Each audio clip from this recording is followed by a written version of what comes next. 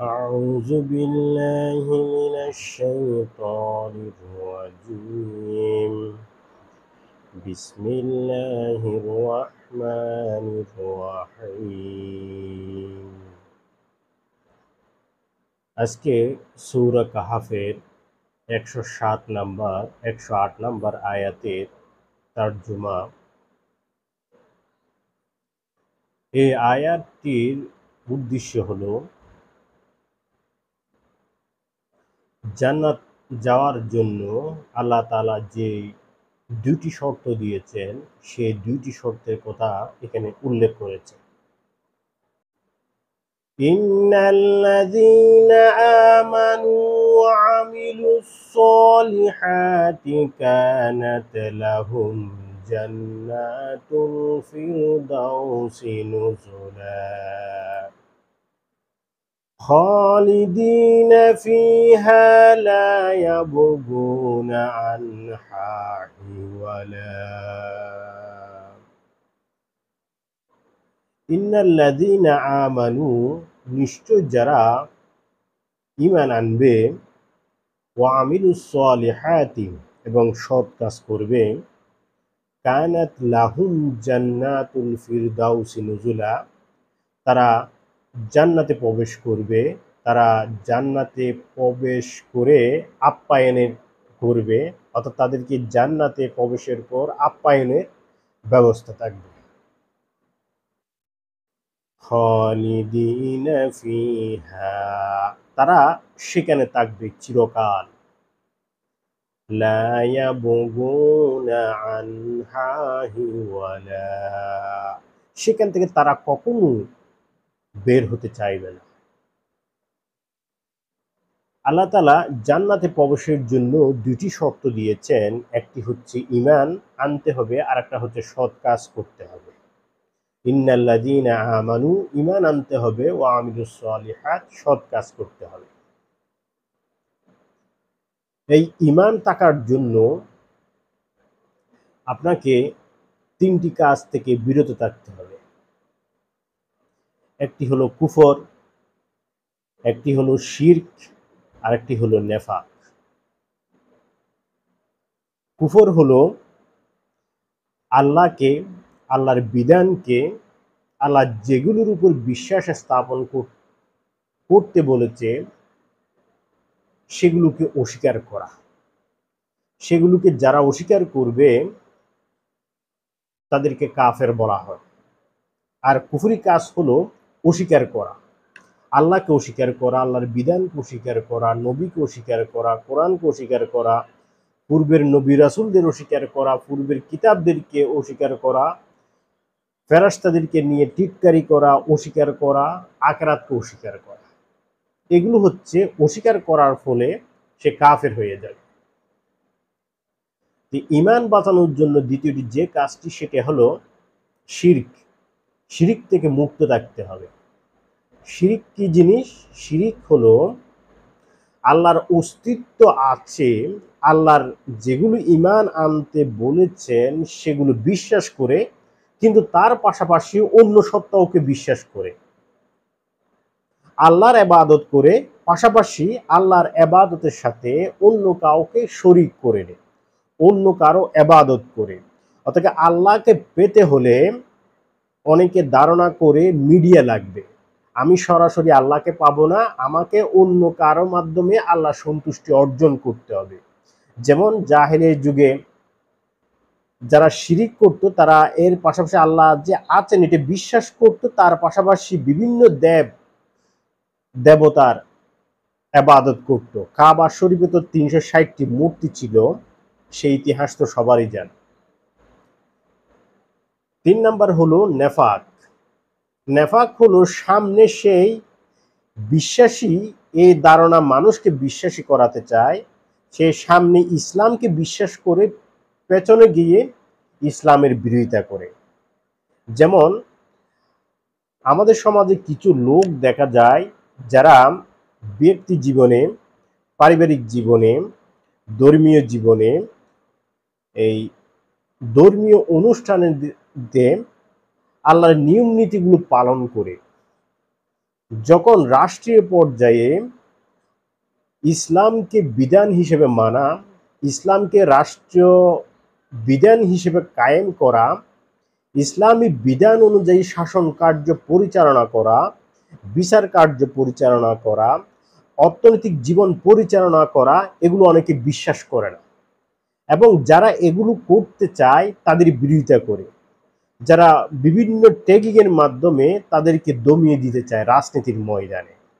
যেমন আমাদের সমাজে অনেক লোক আছে মুসলিম, কিন্তু সে রাজনীতি করে কি ধর্মনিরপেক্ষ, জাতীয়বাদ, কমিউনিস্ট। তার নাম মুসলমান, কিন্তু সেই রাষ্ট্রীয় সমাজে রাষ্ট্র শাসন কার্য পরিচালনার কাজে সে ইসলামকে প্রতিষ্ঠা করার জন্য সে চেষ্টা করে না, বরঞ্চ বিভিন্ন ট্যাগিংয়ের মাধ্যমে, যেমন মৌলবাদী বলেন, ধর্ম ব্যবসায়ী বলেন, তারপর হচ্ছে এই লেবাসদারি বলেন, বেশি জানা লোক, তারপর হচ্ছে এখন আমাদের সমাজে রাজাকার, পাকিস্তানপন্থী, এই বিভিন্ন পন্থী ট্যাগিং এর মাধ্যমে কিভাবে বিরোধিতা করতে হয় সেগুলো তারা কি করে প্রচেষ্টা চালায়। অর্থাৎ ইসলাম আর রাষ্ট্রে, ইসলামী রাষ্ট্র যাতে কায়েম না হয় সে প্রচেষ্টাটুকু তারা করে, সে রাজনীতিটিকে কি তারা করে থাকে। এটাই হচ্ছে কি নেফাক। অর্থাৎ ব্যক্তি জীবনে সে ধর্ম পালন করবে, কিন্তু রাষ্ট্রীয় জীবনে ধর্ম পালন করার জন্য সে চেষ্টাও করে না, এবং কেউ করলো তারও বিভিন্ন উপায়ে বিরোধিতা করে। এটাই হচ্ছে কি নেফাক। ইন্নাল্লাযীনা আমানু ওয়া আমিলুস সালিহাত কানাত লাহুম সালিহাত। এখানে সালিহাত হচ্ছে অর্থাৎ ভালো কাজ করা। ভালো কাজগুলোকে আপনাকে ধরে রাখার জন্য চেষ্টা করতে হবে। দুইটি উপায়ে এই কাজগুলো ধরে রাখতে হবে। একটি হচ্ছে হালাল উপার্জন করতে হবে। আপনাকে আপনার ঘাম জড়ানো উপার্জন দিয়ে আপনাকে আহার করতে হবে।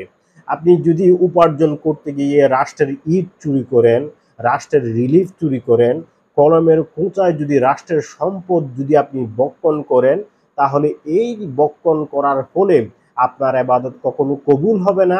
আপনার ইবাদত কবুল না হলে আপনি কখনো জান্নাতে প্রবেশ করতে পারবেন না।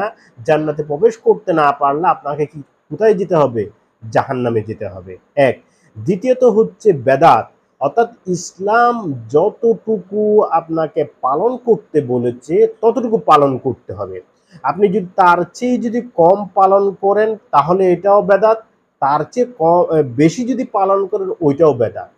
অর্থাৎ ইসলামে যেটা আল্লাহ রসুল সাহাবীরা করে নাই, আমাদের মানদণ্ড হবে রাসূল সাল্লাল্লাহু আলাইহি ওয়াসাল্লাম, আমাদের মানদণ্ড হবে সাহাবীরা। আমাদের ব্যক্তি জীবনে, রাষ্ট্রীয় জীবনে ইসলামী অনুশাসন মেনে চলতে হবে। তাহলে আমাদেরকে ভালো কাজ যদি ধরে রাখতে হয় তাহলে কি দুইটা কাজ করতে হবে। একটা হচ্ছে হালাল উপার্জন, আর একটা হচ্ছে কি বেদাত থেকে মুক্ত থাকতে হবে। কানাত লাহুম জান্নাতুল ফিরদাউসি নুজুলা। এরপরে তোমাদেরকে কি করতে হবে? তোমাদেরকে জান্নাতে প্রবেশ করানো হবে, তোমাদেরকে জান্নাতে আপ্যায়ন করা হবে। জান্নাতটা কেমন? এখানে জান্নাতুল ফেরদাউস এই শব্দটি এসেছে। অর্থাৎ এই জান্নাতুল ফেরদাউস হচ্ছে কি সর্বোচ্চ জান্নাত। এই জান্নাতুল ফেরদাউসের কথা শুধু আরবি ভাষায় নয়, সব ভাষায় এসেছে।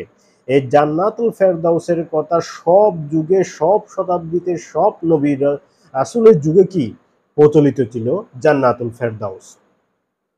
জান্নাতুল ফেরদাউস অর্থ হলো এটা হচ্ছে একটি সবুজ উদ্যান। আবার কেউ কেউ বলেছেন এটা হচ্ছে প্রাচীর ঘেরা বিশিষ্ট কক্ষ। যে প্রাচীর ঘেরা বিশিষ্ট কক্ষটি প্রতিটির গাঁথুনি হবে একটি ইট একটি সোনা, এর সমন্বয়ে এই জান্নাতটি নির্মিত হবে। এবং এই জান্নাতের পরিধি হলো পৃথিবীর 10 গুণ। একটা পৃথিবী যদি 1 গুণ হয়, এর 10 গুণ হলো কি একটি জান্নাত। এই জান্নাত শব্দটি মুজাহিদ রহমতুল্লাহ আলাইহি বলেন ফেরদাউস হচ্ছে রুমীয় বাগান। অর্থাৎ উনি জান্নাতের বর্ণনা দিতে গিয়ে এটি রুমীয় বাগানের সাথে উনি তুলনা করেছেন। হযরত কাব রাদিয়াল্লাহু সুদ্দি রাহমাতুল্লাহ আলাইহি জাহাক রাদিয়াল্লাহু বলেন, জান্নাত হলো একটি হচ্ছে আঙ্গুরের বাগান, যেখানে আঙ্গুর থাকবে। হযরত উমামা রাদিয়াল্লাহু বলেন, ফেরদাউসকে তিনি, অর্থাৎ কি জান্নাতুল ফেরদাউসের কথা যেহেতু এই আয়াতে এসেছে, এই অর্থাৎ কি জান্নাতুল ফেরদাউস হলো একটি কি সমস্ত জান্নাতের নাভি স্বরূপ। হযরত কাদাদা রাদিয়াল্লাহু বলেন, জান্নাতুল ফেরদাউস হচ্ছে সর্বোত্তম স্থানের নাম। বুখারী শরীফের ৭৯০ নাম্বার হাদিসে এসেছে, রাসূল সাল্লাল্লাহু আলাইহি ওয়াসাল্লাম বলেছেন সাহাবীদেরকে, যখন তোমরা দোয়া করবে তখন তোমরা জান্নাতুল ফেরদাউসের জন্য দোয়া করবে। কারণ হলো জান্নাতুল ফেরদাউসের উপরে আল্লাহর আরশের স্থান, এবং এর থেকে নহর সমূহ কি হয়, প্রবাহিত হয়। এই জান্নাতুল ফেরদাউসের বর্ণনা দিতে গিয়ে বিভিন্ন তাফসীরগণ এই মতগুলো কি পোষণ করেছেন, এই মতগুলো পোষণ করেছেন। এরপরে যে আয়াতটি এসেছে ১০৮ নম্বর আয়াত, সেটি হলো খালিদিনা ফিহা লা ইয়াবগুনা আনহা হিওয়ালা, তোমরা চিরকাল সেখানে থাকবে, তোমরা কখনো এর থেকে বের হওয়ার চিন্তাও করবে না, বের হতে চাইবে না, তোমরা তো সেখানে চিরকাল থাকবে।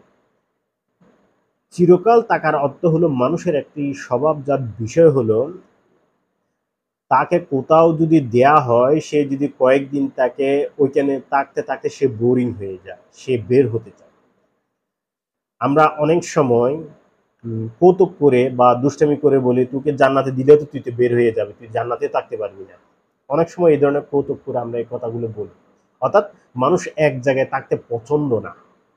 কিন্তু জান্নাতটি হলো এমন, যেখান থেকে মানুষ কখনো খালিদিনে ফিহা, মানুষ এখানে আজীবন থাকবে। এই কথাটা শোনার পর যখন মানুষ চিন্তা করে এই এখানে যদি আজীবন থাকতে হয়, তাহলে কি আমি আজীবন এখানে থাকতে পারবো? আমার কি বোরিং ফিল হবে না?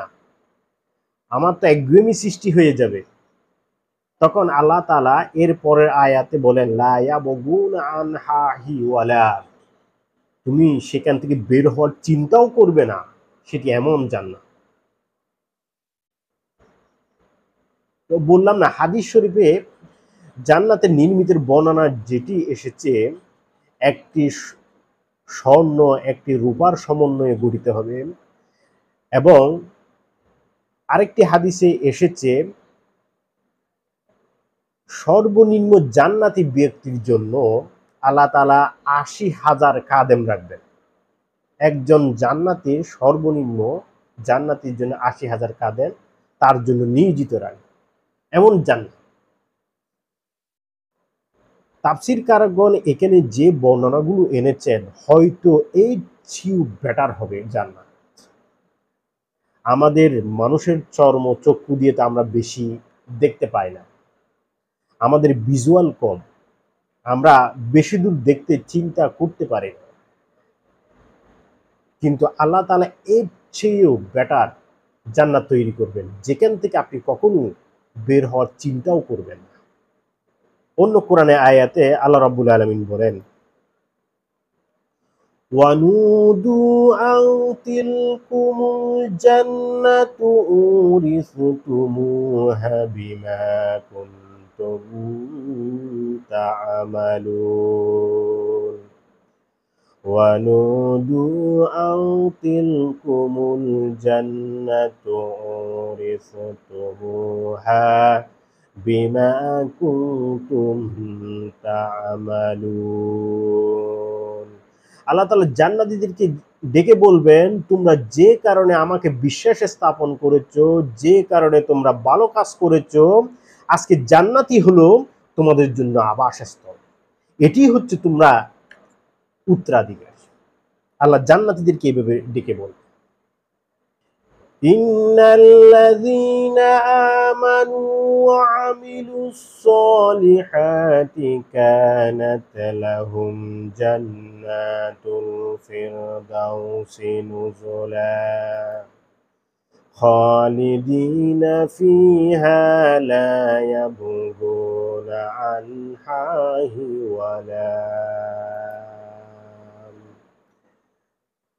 নিশ্চয় যারা ঈমান এনেছে এবং সৎ কাজ করেছে তারা জান্নাতে প্রবেশ করবে, জান্নাতে তাদেরকে আপ্যায়ন করা হবে। খালিদিনা ফিহা লা ইয়াবগুনা আনহা হিওয়ালা। এরপর তারা চিরকাল ওখান থেকে থাকবে, ওখানে তারা কখনো বের হওয়ার চিন্তাও করবে না। আল্লাহ রাব্বুল আলামিন যেন আমরা শতভাগ পরিপূর্ণ 100% আল্লাহর উপর যাতে ঈমান আনতে পারি, ঈমানে অবিচল থাকতে পারি এবং সৎ আমলগুলো করতে পারি, সৎ আমলগুলো যাতে আমরা ধরে রাখতে পারি, সেই তৌফিক দান করো। ওয়া মা তৌফিক আলাইনা ইল্লাল বালাগ। আসসালামু আলাইকুম ওয়া রাহমাতুল্লাহি ওয়া বারাকাতুহু।